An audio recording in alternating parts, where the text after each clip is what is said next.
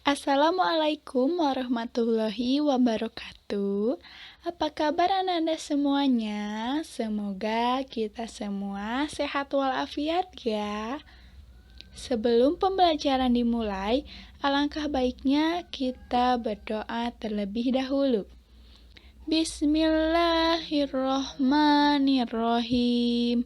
Rabbi zidni ilman warzuqni fahman. Amin. Perkenalkan, saya Anissa Fatmawati dengan NIM 20210621286, kelas 2C, Pendidikan Guru Sekolah Dasar STKIP 11 April Sumedang. Pembelajaran tematik kali ini tema 8, subtema manusia dan lingkungan. Hari ini kita akan belajar tentang siklus air. Apakah kalian tahu mengapa air di bumi tidak pernah habis? Padahal kita menggunakan air hampir setiap hari, seperti mandi, mencuci pakaian, menyiram tanaman, dan lain-lain. Hal itu dikarenakan adanya siklus air. Apa sih siklus air itu?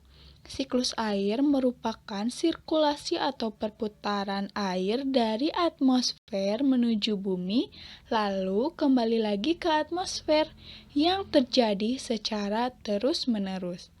Siklus air disebut juga sebagai siklus hidrologi. Unsur-unsur pada siklus air. Terdapat 5 unsur pada siklus air, yaitu yang pertama, evaporasi, yang kedua, transpirasi, yang ketiga, kondensasi, yang keempat, presipitasi, dan yang terakhir, infiltrasi.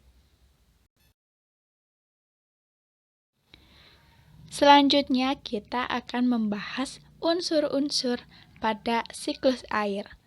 Penguapan air laut, danau, atau sungai akibat adanya panas matahari akan menghasilkan uap.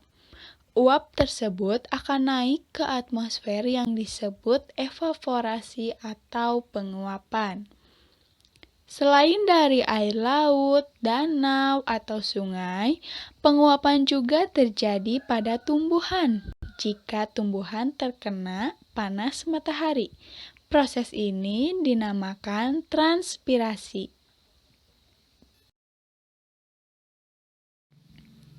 Uap air yang naik dari permukaan bumi ke atmosfer berubah menjadi partikel es, yang akhirnya akan membentuk awan yang tebal. Ini dinamakan kondensasi. Lalu, angin akan membawa awan ke daratan. Selanjutnya, titik air di awan akan turun menjadi air hujan, atau jika suhu di bawah 0 derajat, air hujan akan berubah menjadi hujan es atau salju. Proses ini dinamakan presipitasi. Air hujan akan jatuh ke tanah, sungai, atau laut. Air hujan tidak semua mengalir langsung ke sungai atau laut, namun ada sebagian yang diserap oleh tanah. Nah, ini yang dinamakan infiltrasi. Jenis-jenis siklus air. Jenis siklus air ada 3, yaitu siklus pendek, siklus sedang, dan siklus panjang. Yang pertama, siklus pendek. Nah, yang namanya siklus pendek, tahapannya air laut mengalami evaporasi atau menguap, lalu mengalami kondensasi, juga mengalami presipitasi. Namun, hujannya tetap turun di laut. Jenis yang kedua adalah siklus sedang. Nah, perbedaannya dengan siklus pendek, di siklus sedang adanya proses adveksi atau bergeraknya awan ke tempat lain dengan bantuan angin. Jadi, pada siklus sedang, hujannya tidak terjadi di lautan, namun karena adanya proses adveksi, hujannya turun di daratan. Untuk yang ketiga itu jenisnya siklus panjang. Nah, untuk siklus panjang itu berarti sama juga dengan siklus-siklus sebelumnya, tetapi ada perbedaan sedikit ya.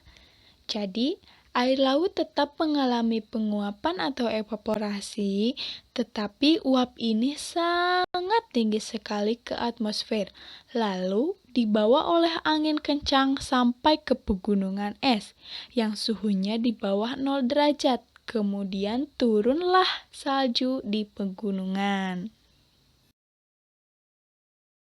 Dampak terjadinya siklus air. Melalui siklus air, ketersediaan air di bumi jadi terjamin.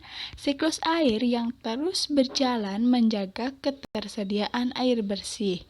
Nah, air bersih itu digunakan dalam berbagai bentuk kegiatan kita, seperti minum, memasak, mandi, hingga mencuci. Air juga digunakan untuk membantu pekerjaan manusia, misalnya untuk mengairi tanaman di lahan pertanian. Juga digunakan untuk memberi minum hewan ternak di peternakan. Kesimpulan pembelajaran hari ini, siklus air yang terjadi di bumi akan berlangsung secara terus-menerus, namun hal itu bukan berarti kita boleh boros menggunakan air. Nah, yuk Anda semua, mulai dari sekarang mari menghemat air untuk generasi selanjutnya. Alhamdulillahirobbilalamin, pembelajaran hari ini sudah selesai.